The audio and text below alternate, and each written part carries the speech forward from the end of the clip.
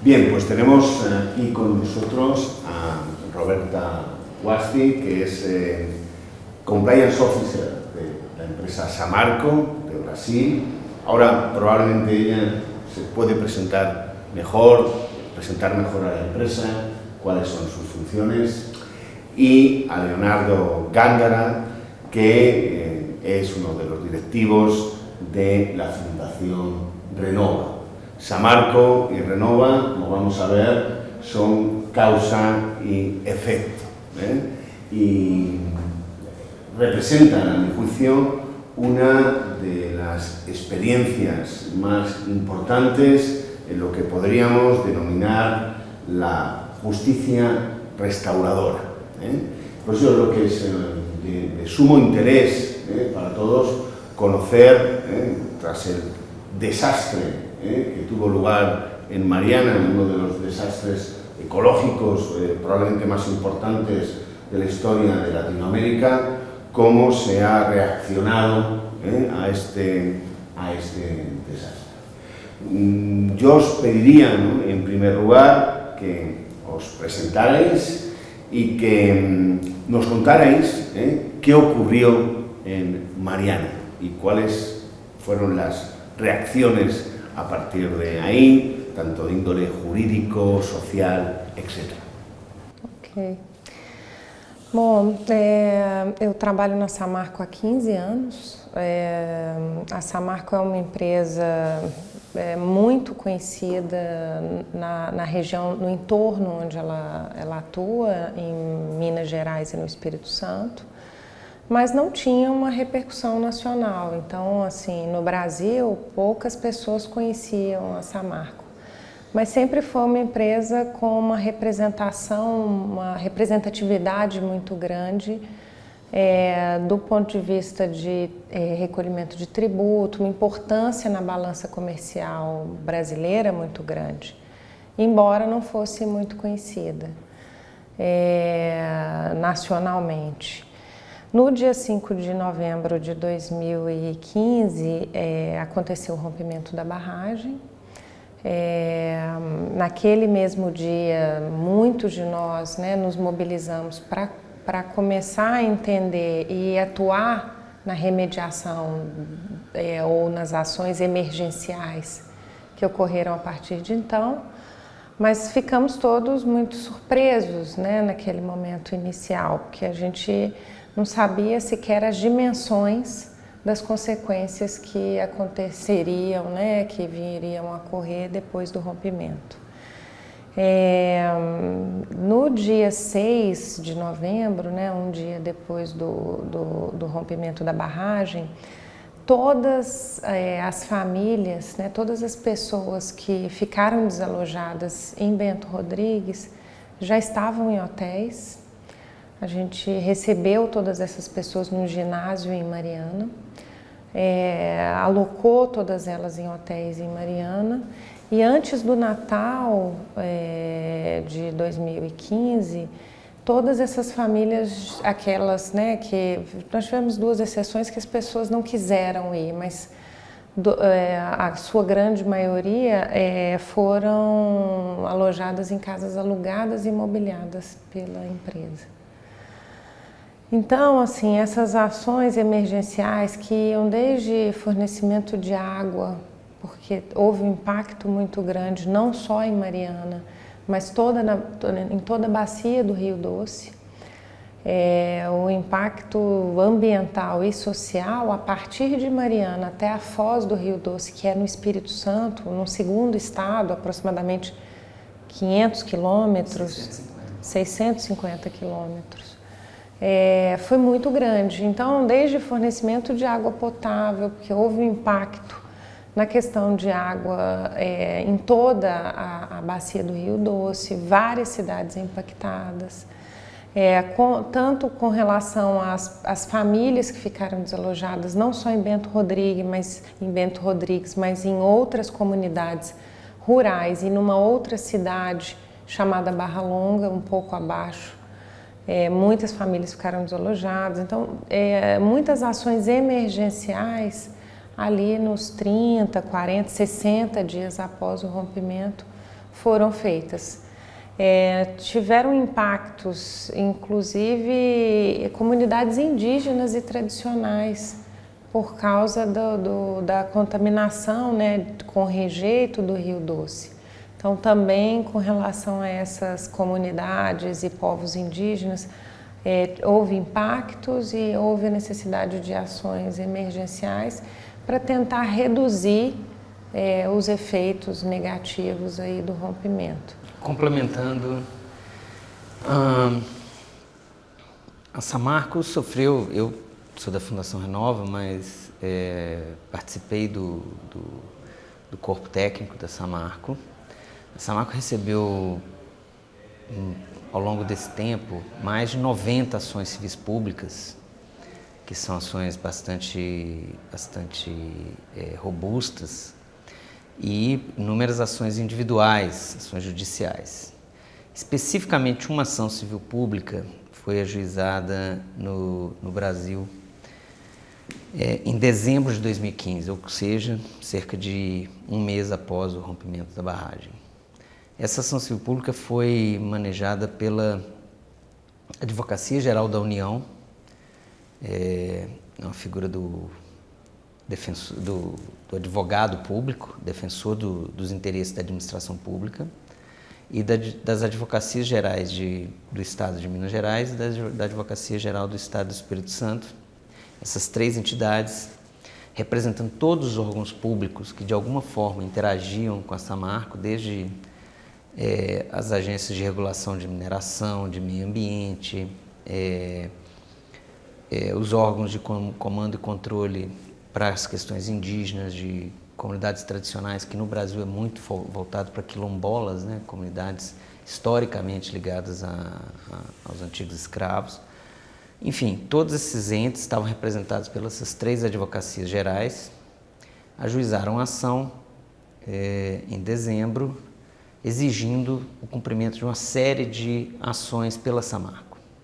E foi a primeira ação em que foram trazidas para o polo passivo as duas acionistas da Samarco, a Vale e a BHP Billiton. Por que essa ação é tão importante? Especificamente porque no bojo dessa ação foi encadeado um acordo, um termo de transação e de ajustamento de conduta, formando a sigla TETAC. No fim das contas, é um acordo judicial que estabelece 42 programas de natureza socioambiental ou socioeconômica para que fosse implementado para a recuperação do Rio Doce e para a recuperação de todas as pessoas de alguma forma atingidas. Esse acordo foi celebrado no dia 2 de março de 2016, portanto, cerca de 3 meses após essa ação ter sido ajuizada. Esse acordo previa a criação de uma entidade para implementar esses programas, esses 42 programas, e essa entidade foi a Fundação Renova, que basicamente é uma fundação de direito privado, financeiramente apoiada pelas três empresas, Samarco, Vale e BHP, mas com autonomia funcional, diretiva e organizacional para conduzir todos os programas, os 42 programas. Em linhas gerais, essa fundação, 4 meses depois, foi estabelecida formalmente no âmbito jurídico, ela foi constituída como uma pessoa jurídica, ou seja, em 2 de agosto de 2016, essa fundação estava operando e estabelecendo todo o processo de reparação e de compensação dos danos do rompimento da barragem.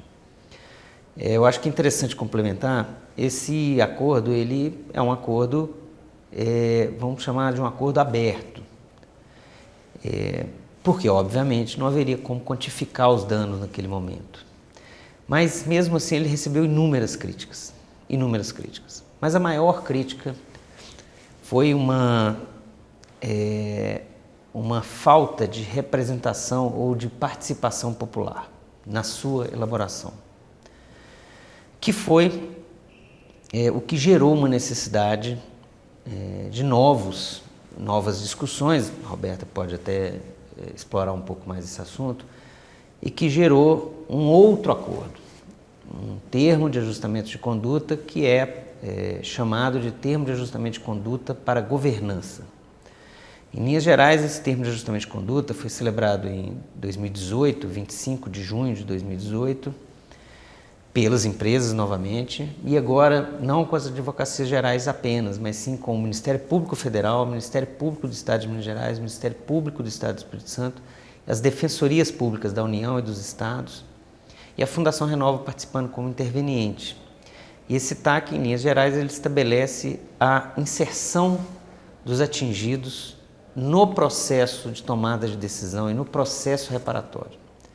Foram estabelecidos, no mínimo, 19 comissões locais formadas pelos atingidos, com o apoio de assessorias técnicas para reduzir a simetria de informações entre a Fundação Renova e os atingidos. E a Fundação Renova, juntamente com essas comissões locais, que vão estabelecer o modelo de reparação, tanto para as questões socioeconômicas quanto para as questões socioambientais. Eu acho que é interessante notar que esses 42 programas eles têm uma amplitude muito grande. Eles vão desde cadastro de pessoas, indenização pecuniária, como a Roberta disse, atendimento a populações indígenas e comunidades tradicionais, mas também tem monitoramento ambiental, recuperação de biodiversidade, monitoramento de biodiversidade, ressarcimento de gastos públicos extraordinários que não estavam, obviamente, orçados no orçamento público, tanto federal e estadual, e também dos municípios atingidos, foram em torno de 39 municípios atingidos. Então, são 42 programas de uma amplitude bastante diversa. Temos que fazer reassentamentos que são praticamente construir novas cidades, 3 reassentamentos, recuperação de calha de rio e algumas das soluções, ou a maior parte das soluções que devem ser estabelecidas, sequer temos base científica ainda para estabelecê-las. Assim, em alguns casos a gente está na fronteira do conhecimento. Por exemplo, após o rompimento da barragem, o rejeito se espalhou pelo Rio Doce até, como a Roberta disse, até a foz do rio no Oceano Atlântico. E essa é uma questão interessante. Como é que a gente tem que fazer? A gente tem que retirar esse rejeito? Não se sabe. Por quê? Eventualmente, retirar o rejeito vai causar outro dano ambiental. Então, esse é só um exemplo dos inúmeros desafios que enfrentamos, que não existe solução técnica estabelecida, ou não há uma solução incontroversa. Então, acho que o TAC Governança, ele traz esse fórum de discussão exatamente para que a sociedade escolha qual é a melhor solução, juntamente com representantes do Estado e também representantes da Fundação Renova. Una de las cosas que más impresiona cuando uno ve la Fundación Renova y sus programas de reparación es efectivamente la amplitud, ¿no? Por poner un ejemplo, ¿no? Hay un programa de reparación para aquellos animales, imagino son perros o vacas, que quedaron sin dueño, que quedaron abandonados como consecuencia del vertido. Hasta ese punto llega el pensar qué tipo de daños provoca una catástrofe ambiental como la de Mariana. Entonces a mí me interesaría que nos contarais metodológicamente, es decir, cómo llegasteis un poco a entender en ese aspecto tan global el daño que ocasiona una catástrofe ambiental que va mucho más allá del daño puramente medioambiental. Ya has hablado de que tenéis unos programas de reparación estrictamente de medioambiental, que serían los más obvios, pero unos programas de reparación socioeconómicos, y estos son probablemente los que más sorprenden, donde se encuentra, por ejemplo, el de los animales, etc., ¿no? ¿De dónde os vino la inspiración, ¿no?, para formular así, de esta forma tan comprensiva, tan global, la reparación? É uma pergunta complexa, então eu vou dar uma resposta também um pouco complexa. Num primeiro momento, os danos mais óbvios, eles já haviam sido, de certa forma, mapeados na medida em que antes da celebração do acordo já existiam alguns acordos fragmentados com o Ministério Público Estadual. Então, o Ministério Público Estadual, principalmente em Minas Gerais, mas também tivemos casos no Espírito Santo, ele é dividido por especialidades. Então, o Ministério Público responsável, por exemplo, por patrimônio histórico, ele estabeleceu um acordo. O de proteção aos animais estabeleceu outro. O Ministério Público, por exemplo, ligado à educação e cultura, estabeleceu outro. Então estava muito fragmentado. E esses eram os danos mais óbvios, o de reassentamento, de desplazamento, né? Então esses acordos foram mais óbvios. Para aumentar esse grupo de programas, metodologicamente o que foi feito? As empresas e os órgãos públicos criaram 4 grupos de trabalho. Um relacionado à governança, que é basicamente quais os ritos que deveriam governar esse sistema. Um segundo grupo relacionado a financiamento, como é que deveria ser a forma de custear todo esse processo de reparação. E 2 grupos ligados à socioeconomia e socioambiental. E esses grupos tinham que trabalhar exatamente além do óbvio que já estava estabelecido. O que seriam esses programas, essa amplitude toda? E exatamente aí que os técnicos dos governos federal e dos governos estaduais participaram também, ajudando nesse processo junto com os técnicos das empresas, para estabelecer, além daquilo que era óbvio, que obviamente saltava aos olhos, aquilo que estava claro que eram as consequências do rompimento, mas aquilo que não estava ainda claro, estava subjacente ao dano. E aí sim estabeleceu-se, por exemplo, preocupações ligadas à saúde, proteção social, que não é tão óbvio. Não é tão óbvio. Saúde, proteção social, infraestrutura pública, diversificação da economia, porque especificamente Minas Gerais e Espírito Santo, em alguns municípios, existia uma dependência econômica muito grande, principalmente da atividade de mineração. Ou seja, diversificação da economia também era algo muito importante. Imagina, um rompimento de barragem implica numa discussão sobre diversidade da economia, é importante isso para aquele momento. Educação, turismo, que eram municípios muito que tinham recursos ou suas receitas também eram muito impactadas pela atividade de turismo, então tínhamos que trabalhar também com turismo e cultura. Educação, porque como os cofres públicos, como bem disse a Roberta, a Samarco tinha uma expressão econômica muito importante nos municípios onde atuava, e com a redução da sua atividade posterior, embargo das suas atividades, os cofres públicos foram diretamente impactados. Então, como a gente pode suprir, por exemplo, a algumas deficiências geradas por essa incapacidade através de programas de natureza compensatória e não meramente reparatória? Então, esse foi o método, basicamente de forma sumária, né? Dividiu-se em grupos temáticos para estabelecer quais eram aqueles programas que deveriam ser conduzidos para que se tivesse um processo de reparação e compensação satisfatório para a sociedade. Então, assim, de forma... o TETAC, ele foi construído de forma muito negociada com os agentes públicos. Assim, foram uma série de reuniões... Pero negociada, perdóname que te interrumpa, entre las empresas y los agentes públicos ou também as vítimas? Não. Num primeiro momento, entre empresas e agentes públicos. Esse processo de aperfeiçoamento do TETAC envolvendo as vítimas, ele vem acontecendo no último ano e meio. Em que o Ministério, porque o início do processo de negociação do TETAC, ele contemplou o Ministério Público.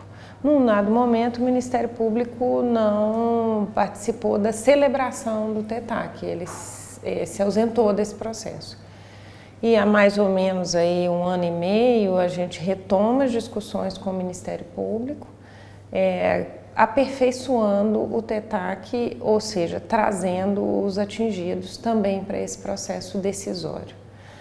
Mas nesses primeiros 5 meses pós-rompimento da barragem, mas principalmente ali no início de 2016 até a celebração do TETAC, houve um processo de negociação muito intenso dentro desses grupos temáticos, porque os agentes públicos e os técnicos dos diversos órgãos envolvidos, mais os técnicos das empresas, foram estabelecendo as condições previstas tanto de reparação, de remediação e de compensação.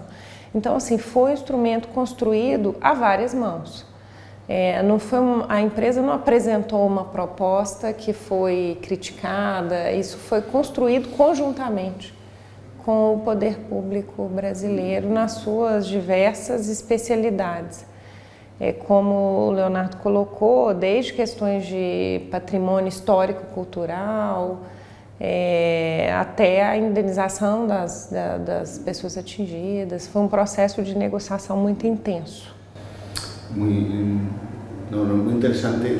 A mí me falta todavía algunas piezas para entender esto, ¿no? Una es, imagino que como consecuencia de la catástrofe ambiental, se abrieron procedimientos civiles, se abrieron procedimientos administrativos, se abrieron procedimientos penales. ¿Cómo ha afectado el acuerdo a estos procedimientos?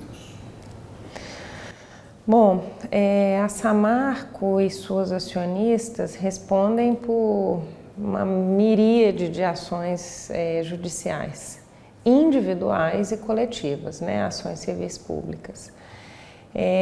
Nós temos duas grandes ações civis públicas, uma na ordem de 20 bilhões de reais, e a segunda, salvo engano, eu não me recordo 155 bilhões de reais. São as duas grandes ações, existem diversas outras, né? A primeira, essa ação de 20 bilhões, no momento que o TAC foi celebrado, e a partir daí a gente volta para a discussão judicial, para entender como fica essa ação, se ela de alguma maneira é paralisada, suspensa. E quando a gente trabalha no aperfeiçoamento do TETAC, trazendo o Ministério Público, Federal e Estadual e as vítimas, né, para os atingidos, para essa discussão, também, de alguma forma, tem impacto também nessa ação de 150 bilhões aproximadamente. Agora, as ações individuais, elas continuam correndo. A Samarco tem milhares de ações individuais e continua respondendo por elas com seu curso natural no judiciário brasileiro. ¿Y las penales? ¿Qué ha ocurrido? ¿Siguen su curso, imagino? Desprendo de lo que dices, el proceso penal sigue su curso. ¿Cuál es el estado del proceso penal?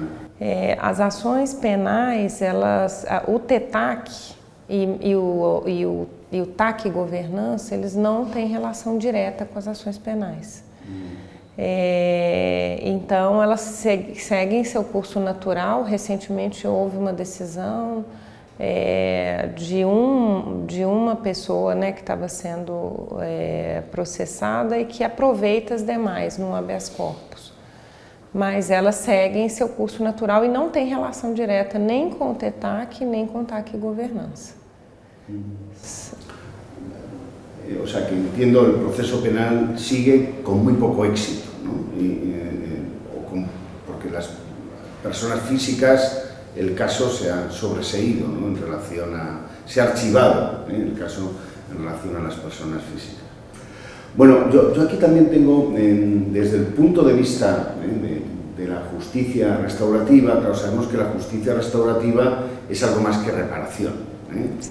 Implica deliberación con las víctimas, hemos visto que algo de eso ha habido, efectivamente, pero también implica petición de disculpas y reconocimiento de que las cosas se han hecho mal y que en el futuro no va a volver a ocurrir lo que ocurrió. Aquí yo os quería preguntar dos cosas. Primero, ¿qué actitud más allá de la reparación han tenido las dos grandes empresas que están detrás de Samarco? La empresa estatal, Vale, y la empresa anglo-canadiense, creo que es, de minería. ¿Qué actitud han tenido? ¿Con esto se han lavado las manos y no se han implicado? ¿Cómo han actuado?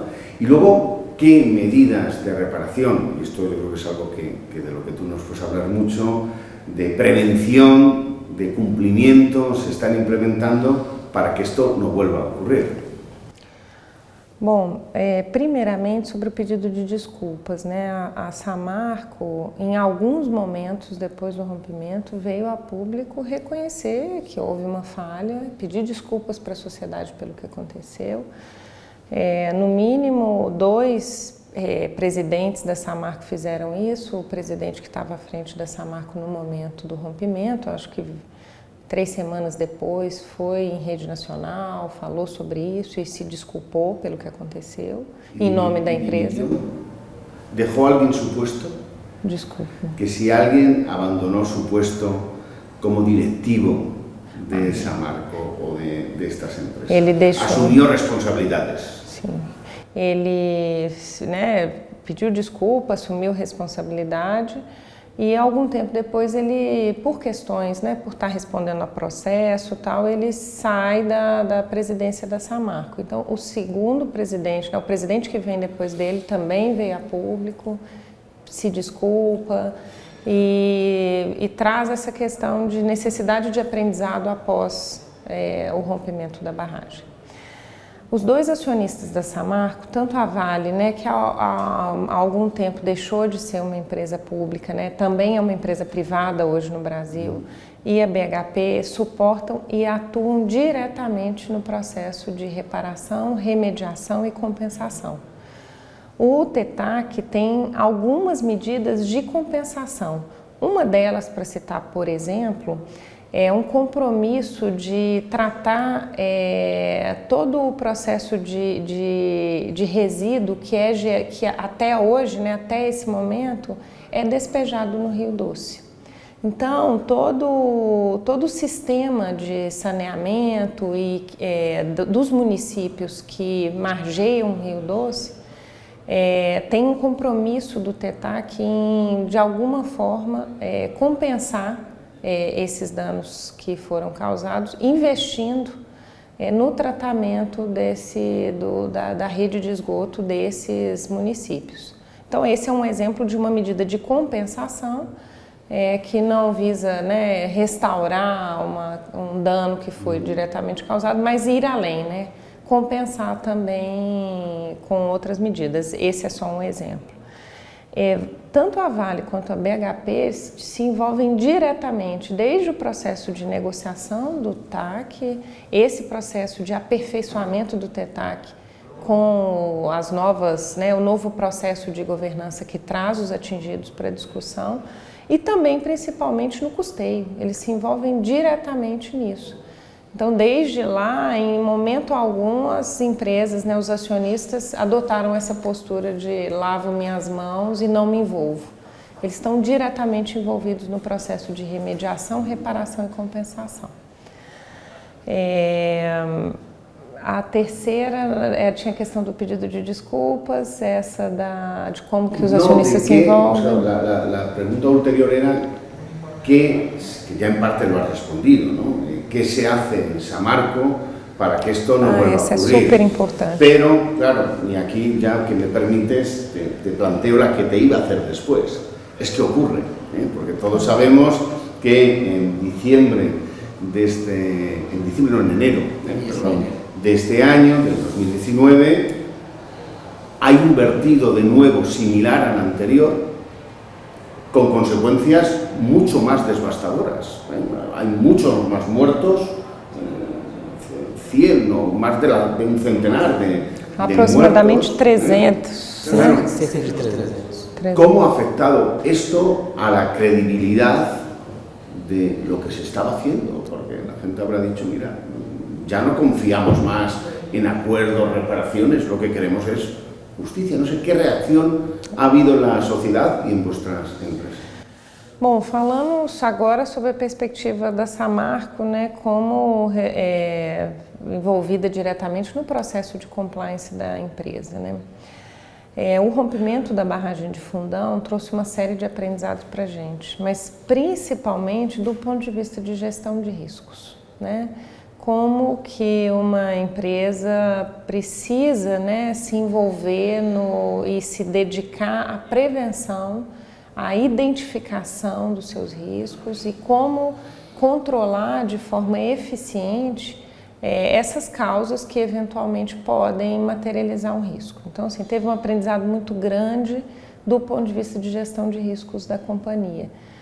No entendimento, no envolvimento dos responsáveis pelos riscos, tanto técnicos quanto os tomadores de decisão da empresa, com o reporte que é dado para isso, a importância tanto do ponto de vista de probabilidade quanto da severidade, porque às vezes você tem um risco com uma probabilidade muito pequena de acontecer, mas a severidade muito alta. Ou seja, a sua tolerância a qualquer desvio num risco nesse perfil é muito baixa. Então tem que ter um investimento muito grande. Então hoje as discussões relacionadas à gestão de risco, elas passaram por um aperfeiçoamento muito grande. O processo de gestão de risco na companhia passou, claro, por um aperfeiçoamento muito grande. E aí as medidas de controle, né, o programa de conformidade, ele acaba sendo alimentado de uma forma diferente, porque quando você identifica seu risco com mais precisão, mais assertividade, as discussões acontecem em profundidade, é mais fácil você endereçar a prevenção da materialização do risco. Agora, isso eu posso falar com relação à atuação da própria Samarco, né? Considerando que esse novo rompimento que aconteceu no Brasil foi na Vale, né, num dos acionistas, aí já é uma outra discussão e eu não tenho acesso às informações, como que a gestão de risco acontece lá. Mas certamente, assim, na Samarco a gente aprendeu muito e mudou muito o processo de gestão de risco a partir do que aconteceu. Agora, uma questão que é relevante, né, que eu acho importante a gente falar, assim, gestão de risco é um processo para a prevenção de acidentes. O que acontece hoje no Brasil, né? Em algum momento, a documentação que é gerada a partir de uma avaliação de risco tem sido usada como uma evidência de que a empresa não fez prevenção, não atuou na prevenção. E isso é temerário. Eu acredito que a gente precisa investir cada vez mais em identificação de risco e gestão de risco eficiente. Fazer isso significa prevenir materialização de risco e não o contrário. Isso é muito importante porque hoje, em alguns momentos, eu vejo discussões, seja no judiciário, seja no Ministério Público, de que a identificação de risco seria assumir risco. E não. Você mapeia o risco exatamente numa hipótese, considerando a hipótese dele materializar, para prevenir. Isso é importante. Eu acho que essa discussão precisa acontecer no Brasil, para que fique claro que a gestão de risco ela é feita exclusivamente para prevenir o risco. Con esta pregunta acabo, porque yo creo que no me gustaría aclarar o ver, o sea, ¿qué ha ocurrido socialmente en la comunidad después de enero de este año, cuando se produce este doctorado gratuito? ¿Cuál ha sido la reacción de la comunidad que en 2 años sufren 2 catástrofes ambientales ocasionadas por la misma empresa?